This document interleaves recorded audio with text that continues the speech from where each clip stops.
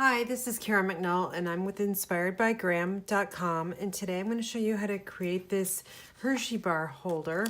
I'm going to be selling these at my craft fair. I have one coming up tomorrow, and it's just a little box that I've created with a belly band, and I added the little Santa here using the cookie cutter Christmas stamp set and punch. So let's get started creating the holder.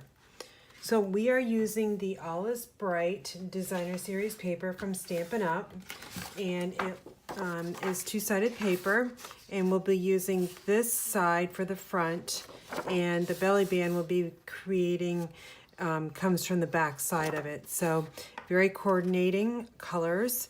So what we'll need to do is we need to bring in our Simply Scored scoring board, and if you have a directional paper, it's very important that the size of this paper is 7.5 by 8. So if you have a directional paper like I do, you want this 7.5 at the top and the 8 along the side.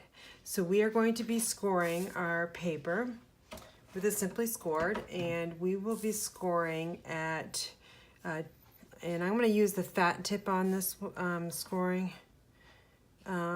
just because I think if the little one will go through the Designer Series paper. So I'm hoping that you can see this on camera. So we are going to be scoring at 2, 2.5, oops, 5, and 5.5. Okay, and now we're going to flip it, and it's very important that the top is on the left side. And now we're going to simply score at the 6 and 6.5. So while we have the scoring board out, we are going to also score the belly band. And that's simply scored at, again, 2, same dimensions, 2, 2.5, 5, and 5.5. So that's our belly band. So we are all done with the Simply Scored, so we'll put that away. And now we will bring in the paper. So let me bring you in my template I created. What you're going to do is, this is just some generic paper. Your paper is going to end up looking like this. So let me put it on top here. Okay, so what we're going to do is we're just going to cut this all out. And actually this is a little bit bigger, but I ended up cutting down after I created the holder. This was 8.5, but I didn't like how tall it was, so it's 8. I just forgot to cut this down, but this is what the template looks like. So we are going to take some scissors, and I know it's going to be super hard to see this on camera, and hopefully I won't screw it up, because I've screwed up a few of them. All right, so what we're going to do is I found that it's easier just to, you're going to cut all the way in to here, because we're going to remove this tab here all the way in to the second score line, and just simply remove this out. Okay, so it looks like this. Now you're going to cut up along this score line, the outer score line, to create this look. And I need to get this a little bit cut into the score line a little bit better, else that's going to overhang. Okay, so now what we're going to do is do the same thing on this side. We're going to cut all the way up to the inner score line, and we're going to remove this tab. And then we're just going to cut up here. And now we're going to remove this outer square or rectangle. So now it looks like this. Okay, let me get all this out. Now what we're going to do, I'm going to flip this over. So we need to cut this diagonal here, and pretty much all you really need to do is eyeball it. So I just look for the outer, you could work from the outer score line here, and then just simply cut at an angle. And then the same thing on this side. Start from the outer score line and cut an angle. All right, so now we're looking like this. Now what we want to do is we want to burnish and fold and burnish all of our score lines. And you don't really need a bone folder as long as you're really pressing down hard. If you want to use one, you can. It's totally up to you. But I just find scoring and pressing real hard with my thumbs works pretty good, because you don't want to rip through the designer series paper. Okay, you can use your fingernail too. Okay, and then we've got these two tabs here. Okay, so now it looks like this. We've got it all scored. Now we need to add our tear and tape. It's the only adhesive I use for this project except for one Stampin' Dimensional. So now our tape is going to go on the outer sides here. And this is really super sticky tape, so I didn't get it all the way to the end, but that's okay because the tape is so strong that it doesn't really matter. Okay, so now we've got that. Now we're going to flip it over, and now I'm going to add tape. I found adding tape here on the outside, and also down here as well, secures it better in place. Okay, and now we're going to do the same thing on the opposite side here. Find the end of this tear and tape. Where'd it go? There it is. Okay, so now we're just going to add it here, and we're going to add it on the other side as well. Just a small amount, doesn't need to go all the way to the end. Okay, so now we look like this. So what's going to happen is we're going to fold this up, okay, and we'll line it up against the score line. This is going to come over and around, and this, then we're going to get that one secured, and then we're going to do the same thing on this side as well. Okay, so what we need to do is we need to remove the backing of all the tear and tape, and I simply grab it from the center here. I find it's easier if you grab it from the center rather than the ends. Again, I'm just grabbing it there, removing all the backing. Lots of little scrap pieces in this project, so make sure you have your recycling bin handy. All right, so now we've got to be careful because, like I said, this is like really super sticky tape, and pretty much you've got one chance at it. So what I like to do is just go real carefully. I've got it along that score line, and now I'm just going to lift this side up and match up the bottom here. I've got that in place. So now I'm going to bring this one over, and I'm matching up the bottom just very slowly until you get it in place. Okay, I'm going to press from the inside, and now I'm going to do the same thing on the opposite side. Again, just match up that score line, and now I'm matching up the bottom, and I'm giving it a nice little press. Okay, so now I'm just rubbing this with my fingers. You can use your bone folder as well. You just grab mine, and I can just press it up like this. Okay, so there is our box. Now this is a little loose here.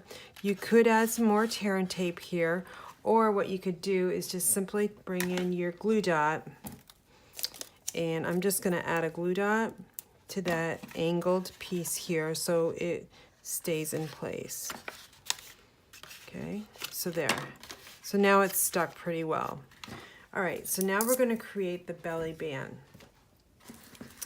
And let's bring that into the picture. We just need to fold, and I'm going to use the bone folder on this. Just fold and burnish all of those score lines. You'll have 4 of them. And when you are scoring, just make sure that your paper is lined up along the edges so you get a straight score line. Okay, so now here's our belly band.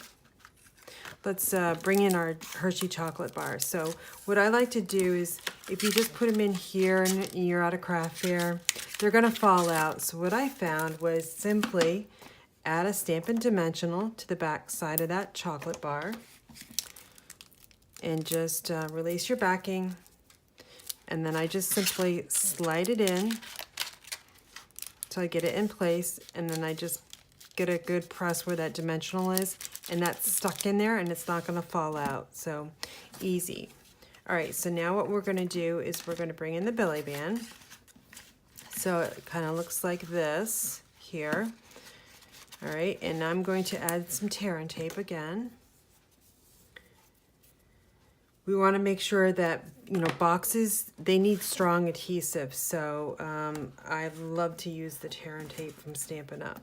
All right, so just remove that backing. I went over a little bit on that tear and tape, so I'm just folding it back to the side. And I'm going to make sure that that score line is against the edge of that box. And now that our paper is flush left or top and bottom. Okay, if it's off a little bit, that's okay, because our little Santa's gonna cover it up. So that's our belly band. It moves up and down, so you can place it wherever you want once you're done. So now let's create the little Santa. I've got a piece of Whisper White cardstock, and I actually need a Stampin' Pierce mat, so let me grab that.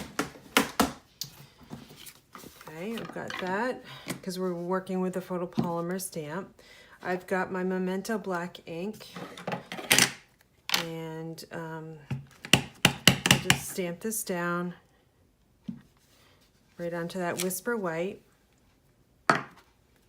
And I'm going to color this in. So the marker colors I've chosen from Stampin' Up, you wouldn't think they would work, but I thought they worked really well. Let me just bring it in.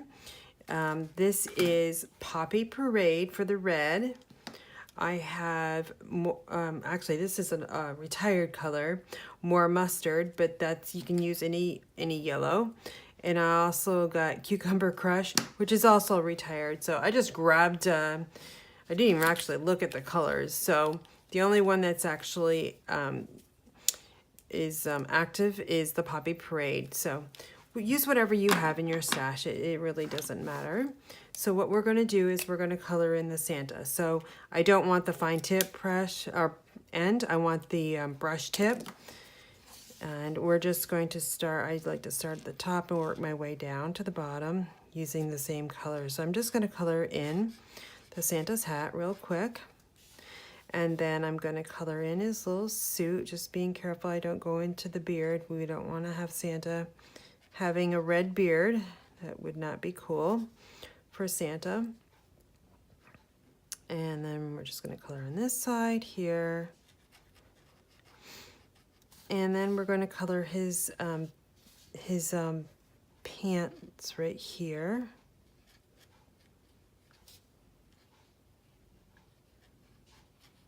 Okay, and now I'm just going to color in. Let's try using the fine tip, because it's just a small area, and you see how easy that is to stay in the lines using the fine tip end of your marker. So that's the red. Of course, I've got Poppy Parade ink on my fingers. So now what we're going to do is we're going to color in the belt, and again I'm using the fine tip end.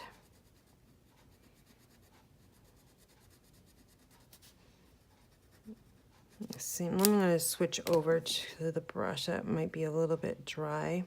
This is a retired marker, so I haven't used it in a while. Okay, so they've got the belt that just gets a little bit of a yellow. And now we're going to finish off Santa with some red mittens or gloves, whatever you want to call them.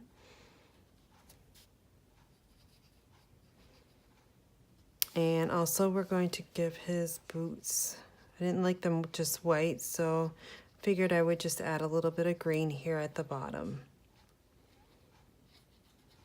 Okay, so we have got them all colored in. Now we're going to take the cookie cutter. This is a cookie cutter punch, and it is sold as a bundle, so with the cookie cutter Christmas stamp set. So you can save 10%. So what I'm going to do is I'm just going to line up the Santa in my punch. And if you notice, there's all these other little images that are going to just go everywhere when I punch the little Santa out. But I don't need them for this project. So I'm just making sure my Santa is all good. And we're just going to punch them out and see all these little pieces here that just came out. All right, so there's our little Santa. Isn't he cute? Get rid of all these other little pieces. Like I said, you have a ton of pieces in this project. So now all we're going to do is take the little Santa, we'll flip him over, bring in our Stampin' Dimensionals. All you need is one, and I'm just going to put it right there on the center. And I'm going to release that backing, and we're going to add the little Santa right to the top here. And just press down on that dimensional, and there you've got it. Such a cute little gift you can give to a coworker, your teacher, whatever, bus driver. Very simple, easy to mass produce for craft fairs. So I think I'll, like I said, I'm going to be in a craft fair tomorrow. It's a major one for me, so I'm probably going to be selling these $2 each or two for $3. So for any of these supplies, please visit my website at inspiredbygram.com. Thanks for watching and have a great day.